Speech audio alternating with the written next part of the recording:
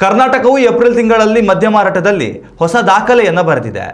ರಾಜ್ಯದಲ್ಲಿ whisky, brandy, rum, ಜಿನ್ ಸೇರಿದಂತೆ ಬರೋಬ್ಬರಿ 68.17 ಲಕ್ಷ ಬಾಕ್ಸ್ ಹಾಗೂ 50.39 ಲಕ್ಷ ಬಾಕ್ಸ್ ಬಿಯರ್ ಸೇರಿದಂತೆ ಒಟ್ಟು 118.56 ಲಕ್ಷ ಬಾಕ್ಸ್ ದಾಖಲೆಯ ಮದ್ಯ ಮಾರಾಟವಾಗಿದೆ.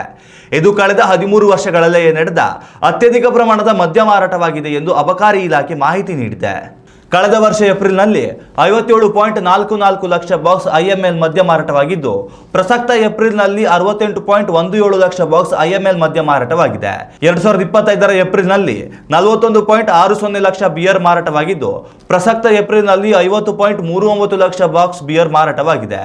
3,688 ಕೋಟಿ ರೂಪಾಯಿ ರಾಜಸ್ವ ರಾಜ್ಯದ ಬೊಕ್ಕಸಕ್ಕೆ ಸೇರಿದೆ. ಇನ್ನು ರಾಜ್ಯದಲ್ಲಿ ಅತ್ಯಧಿಕ ಪ್ರಮಾಣದಲ್ಲಿ ಮದ್ಯ ಮಾರಾಟವಾಗುವುದರಿಂದ ಹಿಂದೆ ತಮಿಳುನಾಡು ಹಾಗೂ ಕೇರಳ ವಿಧಾನಸಭಾ ಚುನಾವಣೆಯ ಕಾರಣ ಎನ್ನಲಾಗಿದೆ.